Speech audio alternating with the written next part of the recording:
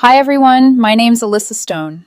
I'm 31, and this is the story of how I learned that silence can be the loudest answer you ever give. It started with a single sentence that cracked open 5 years of my life. She's just my gym buddy, Alyssa. If you can't handle that, you know where the door is.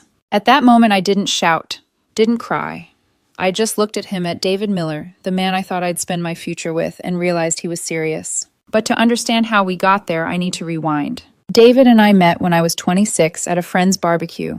He was all energy and confidence, the kind of person who made you feel like you were in motion even when you were standing still. He worked in marketing, charming, ambitious, always selling something even if it was just his next idea. I was quiet, or a software developer who preferred order and patterns over chaos. We clicked easily. He'd tease me about my routines, meal prepping, hiking on weekends, setting monthly savings goals. "You're like a spreadsheet with a pulse," he used to joke. I'd laugh because back then it felt like affection. For a while, we balanced each other. He'd pull me out to rooftop parties, I'd pull him back towards structure. When he decided to go freelance, I helped design his website and handled invoices while he networked. We were partners, or so I thought. I even turned down a promotion that required relocation because he said he couldn't handle long distance. "We need stability, Alyssa," he told me. I believed him. Back then, I thought sacrifice was the proof of love. The first shift came subtle, like a crack beneath paint. David got obsessed with fitness. What started as morning runs turned into two-a-days at an upscale gym downtown. He started posting progress pics, motivational quotes, rise and grind captions. It was harmless at first. Everyone needs a hobby. But slowly the gym became his whole personality. That's where Jessie appeared, his new training partner. She was in his stories, constantly spotting him on squats, laughing between sets, flexing for the camera. He'd scroll through her posts during dinner. "Look how clean her form is," he'd say, or, "She's such a beast, makes me push harder." The first time he said, "You could learn a thing or two from her," I laughed it off. The second time I felt my stomach tighten. I tried to talk to him once. I remember the rain tapping on the kitchen window while I stirred soup. "David, can we talk about those posts? The ones with Jessie? They make me uncomfortable." He didn't even look up from his phone. "Oh, come on, Alyssa. Don't be one of those girlfriends. It's just the gym." "But you're in almost all her photos," I said softly, "and you cancel our plans for her sessions." He finally glanced up, smirk tugging at his mouth. "You're overreacting. Maybe if you joined us more, you'd understand." The way he said us hit harder than I admitted. Weeks passed, each one heavier than the last. He started staying out late, networking, he called it. The warmth between us shrank to polite updates and half-hearted smiles. I was doing everything to keep it together, cooking, listening, reminding him of bills, trying to be supportive even when it hurt. Then one night I found the messages. I wasn't snooping. He'd left his phone unlocked on the counter while showering. Notifications kept flashing Jessie's name, heart emojis, "Can't wait for tomorrow's session." I stood there, heart thudding so loud I could hear it over the water running. When he came out, towel around his waist, I just held the phone out. "We need to talk." He froze, then frowned. "What the hell, Alyssa? Were you going through my stuff?" "No," I said quietly. "You left it open. I saw the messages." He rolled his eyes. "Oh my God, you're making drama out of nothing. She motivates me, that's all." "Then why the hearts?" He smirked. "You really think a few emojis mean I'm cheating? Grow up." That word "grow up" was gasoline. "David," I said, forcing calm, "we've been together 5 years. I'm not accusing you. I'm asking for honesty." He sighed, frustration blooming into arrogance. "Fine. She gets me in ways you don't. She's spontaneous, driven. You're safe, comfortable. But I need someone who pushes me." "So you flirt with her?" "It's harmless," he said. Then, with a shrug that could have shattered glass, "Yet." The word echoed in the room like thunder. Something in me switched off. I wasn't angry anymore, just done. "So there is something going on," I said. He threw his towel over the chair, pacing. "God, you're so dramatic. I can't breathe around you anymore. Jessie doesn't interrogate me. She lets me be me." "Right," I murmured. "She lets you be someone else." He stopped, glared. "If you can't handle me having female friends, maybe you're not the person I thought you were." "Friends don't replace relationships," I said. "Handle it or don't." "Alyssa," he snapped. "She's my gym buddy, and if you can't handle that, you know where the door is." That's when everything went still. I remember the hum of the refrigerator, the rain outside, the faint smell of citrus detergent. I looked at him, saw no trace of love, just a man defending his ego. I didn't argue, didn't ask him to reconsider. I turned, walked to the bedroom, and started packing. Jeans, laptop, toothbrush. My hands shook, but not from fear, from clarity. David leaned on the doorframe watching me. "You're really doing this." "You're overreacting." Maybe I said folding a shirt, but at least I'm reacting. He scoffed. "Fine. Run away. You'll regret it." "Who's going to cook your boring meals now?" I zipped the bag, looked him in the eyes. "Someone who deserves my calm." Then I picked up my keys, walked out, and closed the door behind me. The click of the lock sounded like a gunshot, signaling the start of something new. That night, I drove to a friend's apartment parked outside and sat there for a long time. My hands trembled on the steering wheel. The city lights blurred in the rain, reflections bleeding like memories I wasn't ready to face. But under the ache, a strange stillness grew. He told me where the door was, so I walked through it, and I didn't look back. The first morning after I left, David felt like a hangover without the party. No smell of his protein shakes, no pounding music from his workout playlists, just the hollow quiet of a borrowed couch and my thoughts echoing too loud. I made coffee in my friend Mia's kitchen, hands trembling as I poured. She tried to lighten the air. "You can stay here as long as you need," she said, voice soft. "Thanks," I whispered, staring at the dark surface of the cup. "I don't even know where to start." "Start with breathing," she said, "and don't text him." I smiled weakly because that was the hardest part, the silence. When you've spent years orbiting someone's moods, the stillness after feels unbearable. My phone stayed face down, yet my mind buzzed with what-ifs. Would he notice I was gone? Would he miss me? Would he even care? Days blurred. I went to work, but even my code looked wrong. Lines of logic breaking under distraction. Nights were worse.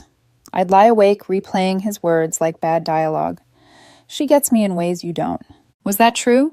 Had I been too steady, too boring, too predictable? Therapy became my anchor. Mia recommended someone, Dr. Patel, a woman with calm eyes and a notebook filled with silence. "He accused you of smothering him," she said during our second session. "What do you think that really meant?" I thought about the years I'd cooked for him, supported his freelance dreams, covered bills, when clients ghosted. "Maybe I made life too easy for him," I murmured. Or maybe she said gently, "He confused being cared for with being controlled." That sentence cracked something open. I moved into a small one-bedroom apartment near the park, a place that smelled faintly of paint and possibility. The walls were bare, the air empty, but it was mine. The first night there, I sat cross-legged on the floor, eating takeout, listening to the hum of the fridge. No background noise, no footsteps, no passive-aggressive sighs. It was quiet, painfully quiet. But it was also peaceful. I cried that night, not because I missed him, but because I was finally allowed to. Work became my refuge. I poured myself into projects, accepted extra assignments, stayed late, just to avoid going home too early. My manager noticed. "You're on fire lately," she said. I smiled, not mentioning that the fire came from burning bridges. I rejoined a hiking club I'd quit years ago. The first climb back up that mountain trail almost broke me, lungs, burning thighs, aching. But halfway up, a breeze brushed my face and something loosened inside me. For years, I'd bent myself into a smaller shape to fit David's world. Now, every step up that mountain felt like unfolding. When I reached the top, I took a deep breath and whispered into the wind, "This is mine now." Months slipped by. 3, then 4. Every day, the silence felt less like punishment and more like protection. I went to the gym again, not the fancy one downtown, just a small local place where no one flexed for cameras. I started lifting weights not to impress anyone, but to feel strong in my own body again. Ironically, I began to understand what David used to chase, not attention, but control. The difference was, I didn't need an audience for mine. I lost a little weight, gained a little confidence. My therapist called it reclaiming agency. I just called it breathing again. Sometimes, though, the past slipped through the cracks. A song we used to play in the car, the smell of citrus detergent like the one I used that last night, little ghosts that visited when I least expected them. But each time they came, they stayed shorter. Then one evening, after a long coding sprint, I got a message from Donald, a mutual friend I hadn't talked to since the breakup. "Hey Alyssa," it read, "not sure if you've heard, but David's been going through it." I stared at the screen, pulse steady but curious, going through what I typed. He hesitated before replying. "It's kind of messy. His new girl, the gym one, Jessie. Let's just say that perfect couple vibe didn't last. He's..." Not doing great. I didn't respond right away. I set my phone down, exhaled, and let the words sink in. A few months ago, that message would have been gasoline on an open wound. Now it was quiet. I made tea, sat by the window, and watched the streetlights flicker against the rain. Somewhere out there, the man who told me to find the door was finally facing one himself. And for the first time, I didn't feel the need to knock. I journaled that night, not out of spite, but clarity. He said I was too calm, too safe. But safety isn't boring, it's peace. He just didn't know how to live in it.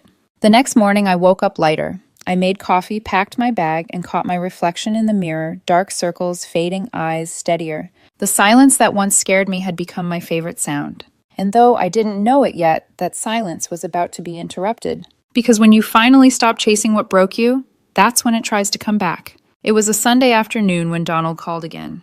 His tone carried that careful mix of gossip and concern.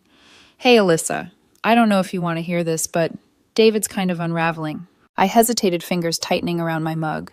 Unraveling how? He sighed. Jesse dumped him. Apparently things got ugly. Controlling behavior, fights at the gym. You name it. I didn't say anything for a long time. Just listened to the faint hum of his car on the other end of the line. "Thought you should know," Donald added. "He's been asking around about you too. Says he misses your stability." That word again. Stability. The same one he used to mock me with. "Thanks, Donald," I said quietly. But that chapter's closed. When I hung up, I didn't feel triumph. Not even anger. Just a quiet confirmation that I'd made the right choice. Over the next few weeks, snippets about David filtered through mutual friends like echoes in a tunnel. Jesse, the gym buddy. He'd practically worshipped, turned out to be as obsessive as he was. She'd push him harder, demanding new content, longer hours, bigger transformations. It wasn't love. It was competition, wrapped in flirtation. And David, always craving validation, fed right into it until it broke him. Their arguments spilled onto social media, deleted posts, vague captions, cryptic stories about fake people, and toxic energy. At first, I scrolled past them without emotion. But one night, curiosity tugged harder. I clicked on one of his old videos. His smile looked different now, strained, almost hollow. The man who once laughed at my quiet routines now looked lost without them. Meanwhile, my life was unfolding in the opposite direction. I'd been promoted to lead developer, a role I'd once turned down for him. My small apartment no longer felt temporary. It was home. I'd started developing a wellness tracking app, combining mindfulness with time management tools I'd once needed to survive him. My therapist called it transforming pain into pattern. I just called it progress. The irony wasn't lost on me. While David's world spiraled around gym mirrors and applause, mine grew quietly stable, steady as code compiling without error. One evening, I stopped by the grocery store near his old apartment. The cashier, a woman who used to know us both, smiled awkwardly. "Haven't seen you two around in a while." "How's David?" she asked. I paused. "We're not together anymore." Her expression softened. "Oh, well, maybe that's for the best. He came in a few weeks ago looking different, angry. Told off a staff member over a discount card." I nodded, setting my items down gently. That sounds like him. But as I walked back to my car, the wind felt strangely heavy. There was a time when I would have rushed to fix him, bring soup, soothe his temper, carry his chaos. Now all I felt was distance. The next morning, while brewing coffee, my phone buzzed. Unknown number. "Alyssa. It's David. Can we talk?" I froze mid-pour, the bitter aroma filling the kitchen. It had been nearly 7 months since I'd left. 7 months of silence. I didn't reply. I deleted the message. But later that night, another text appeared. "Please." I messed up. Jesse wasn't what I thought. I miss what we had. I placed my phone face down, heartbeat steady. In the silence, I realized I didn't miss him. I missed the version of myself I'd abandoned to keep him happy. A few days later, Donald sent me a link, a thread from someone who claimed to be one of David's old clients. He bailed on a campaign halfway, stopped showing up. Jessie handled everything until she dropped him too. Guess he's back at square one. The comments underneath were brutal. He used to act like he was better than everyone. That couple was exhausting. Didn't he cheat on his last girlfriend? I didn't read more. The satisfaction that should have come never did. I'd grown past needing karma to prove my worth. Because here's the truth I'd learned through therapy: karma isn't revenge, it's revelation. It doesn't destroy them, it just shows who they always were. Still, curiosity lingered. One rainy night, I found myself walking by the old gym lights dimmed behind the glass. Through the window, I saw him, David, alone at the bench press. No crowd, no camera, no Jesse. Just him, smaller somehow, like gravity finally remembered him. For a brief moment, he looked up, eyes catching mine through the glass.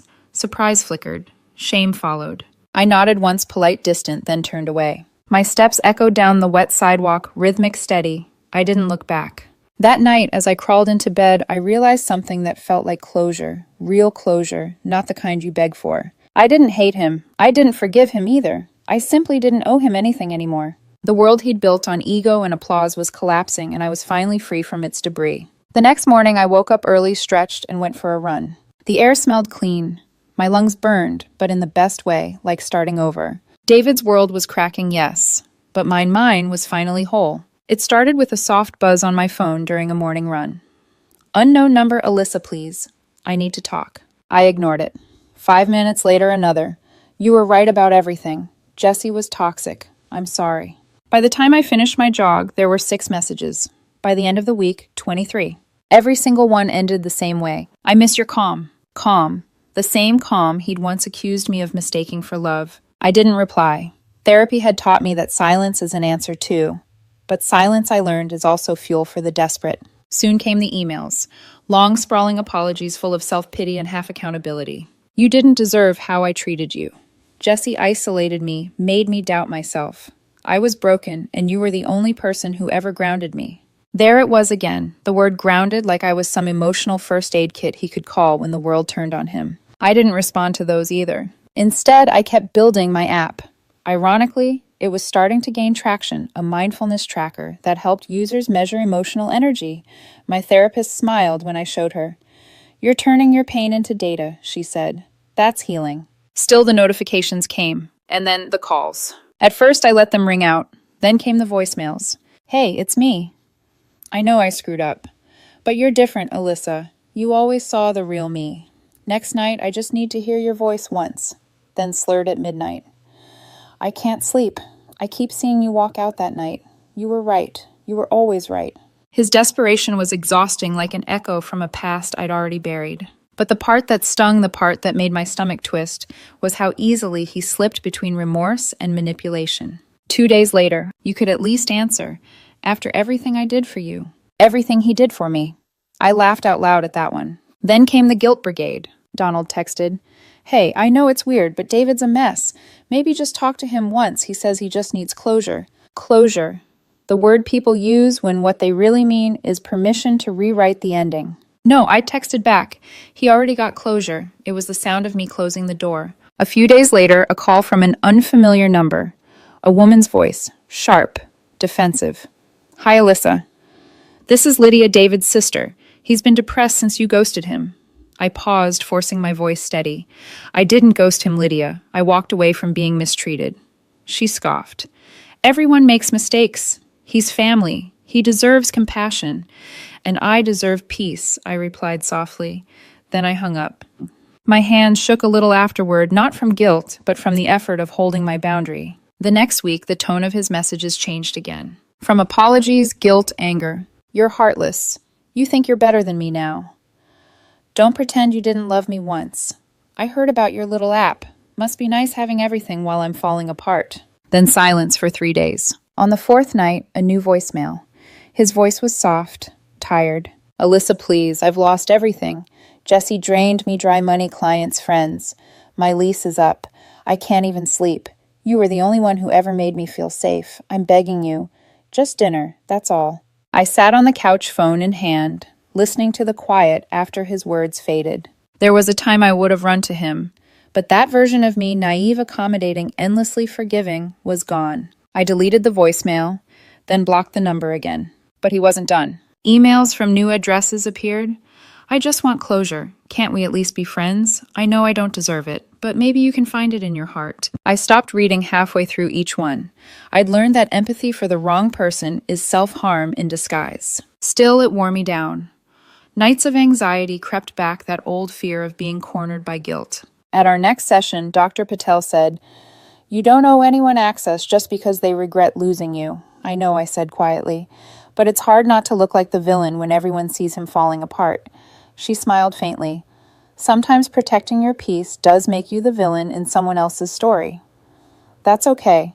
You're not living in their book anymore. Her words sat with me for days. Then came Mike's birthday party, a mutual friend, rooftop bar. I'd promised to show up weeks ago before the chaos started. Part of me wanted to skip it to avoid the social whispers, the awkward, "How have you been?"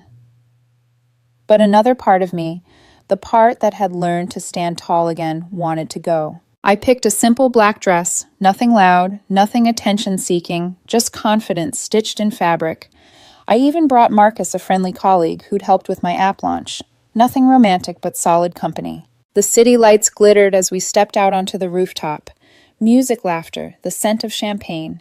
It felt good to be among people again, not ghosts. Then, just as I was laughing at something Marcus said, I felt it, that prickling awareness of being watched. I turned, and there he was. David, standing by the bar, holding a drink like a lifeline, his once pristine posture slouched, eyes rimmed, red hair, unkempt. He looked like someone who'd lost a fight with life with himself. Our eyes met, he froze, then started walking toward me. The noise around us faded. I inhaled slowly, steadying myself, because I already knew what was coming. And this time I wouldn't flinch. The moment David started walking toward me, the rooftop suddenly felt smaller, like the air itself held its breath. Music pulsed in the background, laughter carried from one side of the terrace, but around us, it was just noise. He looked thinner eyes, glassy with the sheen of too many sleepless nights. "Alyssa," he said, voice low, trembling between guilt and need. "Thank God you're here." God. I didn't move. David. Even saying his name felt foreign now, like recalling a language I'd forgotten how to speak. He took a step closer. "Please, can we talk privately?" "Just 5 minutes. That's all I'm asking." I could feel Marcus glance at me, ready to intervene if needed. But I shook my head gently. "It's fine," I murmured to him. Then to David, "Say what you need to say. Here's as good a place as any." His jaw tightened. "You really want to do this in public? I'm not the one who came here uninvited." That drew a few curious looks from nearby guests. He noticed, flinched, then lowered his voice. "I know I hurt you," he started. "I was stupid. Jessie. She wasn't what I thought. She controlled me, isolated me, made me feel worthless. But you were my peace, Alyssa, my constant. I didn't see it until it was gone." His words fell like a script rehearsed too many times. I'd read every version of it already in texts, in voicemails, in his desperate midnight calls. I didn't interrupt, I just let him talk because sometimes silence is the sharpest response. He swallowed hard, voice cracking. "I lost everything. My job, my place. I'm staying with a friend now. I can't sleep, can't focus. I think about you all the time. I know I don't deserve another chance, but..." I raised my hand, gently stopping him. "You're right, you don't." He blinked, startled. "Alyssa, please." "I'm trying to make things right, David," I said quietly. "The night I walked out, you told me exactly where the door was. I didn't slam it. I didn't shout. I just walked through it. And on the other side, I found myself again." He stared at me, confusion flashing into anger. "So that's it. You're just... done." "I was done the minute you laughed while I was breaking," I said. "But I didn't know it yet." His voice rose, slightly trembling with humiliation. "You think you're better than me now? With your fancy new job, your perfect little life?" I smiled faintly. "No, I just stopped confusing chaos with love." Around us, the party went quiet, not completely, but enough. Conversations softened, eyes flicked toward us. The tension was thick enough to taste. Marcus stepped slightly closer, a subtle wall of reassurance at my side. That small gesture, unspoken, respectful, was everything David had never understood. David's tone shifted, desperate again. "You don't understand what I've been through. Jessie destroyed me. I need someone who knows the real me." "You mean someone who will absorb the fallout," I said evenly. "Someone who will carry the weight of your self-inflicted chaos. That's not love, David. That's dependence." He looked stricken, but still reached out, fingers trembling. I need a chance to prove I've changed." I stepped back. His hand fell between us, like something heavy and broken. "You're still chasing validation," I said softly. "Only now you're calling it redemption." He laughed bitterly. "You think walking away makes you noble? You think ignoring me makes you healed? You're cold, Alyssa. Heartless." I let the words hang, let him believe they could sting. But they didn't. Not anymore. "Maybe," I said finally, "but I'd rather be heartless than endlessly forgiving to someone who never learned how to stay." He stared at me, lost for words. Then his voice cracked one last time. You'll regret this. I smiled a calm, quiet smile that carried years of restraint. I already did. Once. Then I turned facing Marcus, who was watching silently protective, but never possessive, ready to grab another drink. Always, he said, offering me a small grin. As we walked away, I felt the murmur of whispers ripple behind us. David's figure blurred in my periphery, just another story fading into the city skyline. Later, as the night wound down, I stood at the railing, watching the lights shimmer across the rooftops. The air was cool, carrying that faint smell of rain on metal. For the first time in years, I felt light. No residual ache, no lingering doubt, just peace. I thought back to that night months ago, the sound of the door clicking shut behind me, the rain, the hum of the refrigerator. It wasn't the end of something, it was the beginning of me. David's world had been built on noise, validation, applause, endless movement. Mine had been built on silence, and in that silence, I'd found truth. I took a deep breath, closing my eyes. Sometimes walking away isn't revenge, I whispered to myself. It's redemption. Then I turned toward the light.